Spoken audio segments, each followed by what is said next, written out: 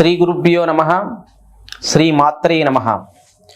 Shri వేదపీఠం YouTube channel ప్రేక్షకులకి స్వాగతం.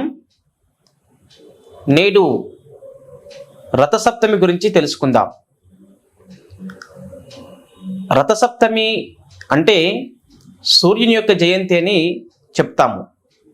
ఇది మాఘ శుద్ధ సప్తమి రోజున మనము సూర్య జయంతిగా రథసప్తమిగా మరి అందరూ చెప్తూ ఉంటాం. ఈ రథసప్తమి రోజు ఏం చేయాలి, ఎలాంటి దినచర్యను మనం పాటించాలి, ఎలాంటి ఆచారాలు దీని వెనకాల ఉన్నాయి అనే విషయం తెలుసుకుందాం. రథసప్తమి రోజున ఉన్నటువంటి సైన్స్ మనకు సంబంధం ఏమిటి, సైంటిఫిక్గా ఉన్నటువంటి రీజన్ ఏంటి, రథసప్తమి రోజు ఏం ఆచరించాలి, ఈ ఆచరించడం వల్ల మనకి ఎలాంటి ప్రయోజనాలు కలుగుతాయి. ముఖ్యంగా రథసప్తమి రోజున సూర్యోదయంతో మనము సాధారణంగా జిల్లెడాకులకు దీనికి ప్రాధాన్యత ఇస్తారు. ఆ రోజు జిల్లెడాకులు తీసుకొని శిరస్సుపై పెట్టుకొని ఆ యొక్క 2 రేగుపళ్ళు తీసుకొని భుజాలపై పెట్టుకొని తలస్నానం చేయాలి. అలా చేయడం వలన మనకి శరీరంలో ఉన్నటువంటి అత్యధిక వేడి ఏదైతే ఉంటుందో ఆ ఉష్ణోగ్రత అనేది తగ్గిపోతుంది, వేడి తగ్గించడానికి ఉపయోగపడుతుంది.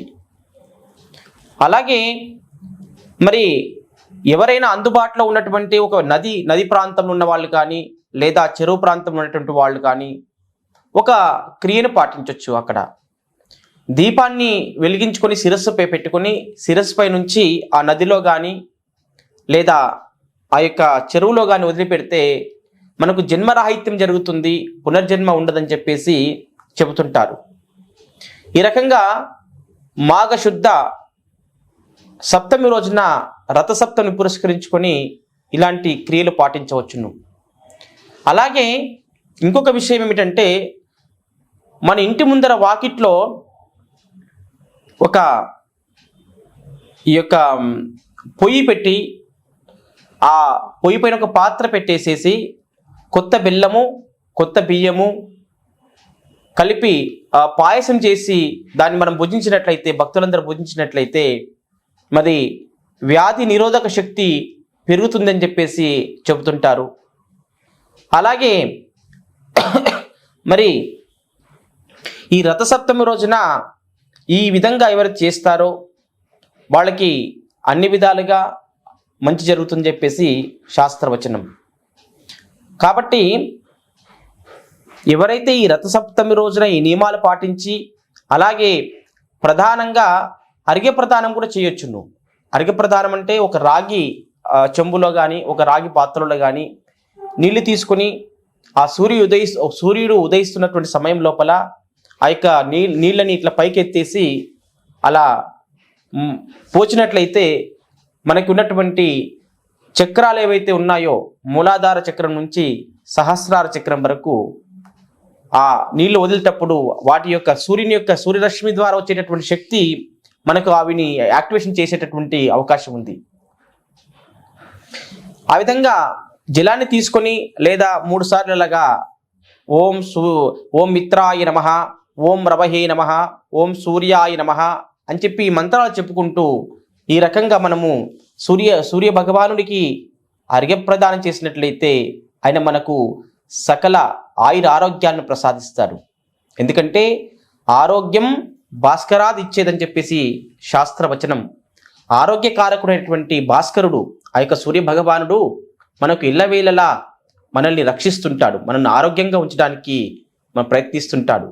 కనుక ఆ శక్తి సామర్థ్యాలు, ఆరోగ్యాన్ని ప్రసాదించేటటువంటి శక్తి సామర్థ్యాల యొక్క భాస్కరునిలో ఆ యొక్క సూర్య భగవాన్లో ఉన్నాయి. కనుక ఈ రథసప్తమి దినాన్ని పురస్కరించుకొని ఈ ఆచారాలన్నింటినీ కూడా ఆచరించి మనము ఆ యొక్క సూర్య భగవాని యొక్క కృపకు పాత్రులు కావాలి.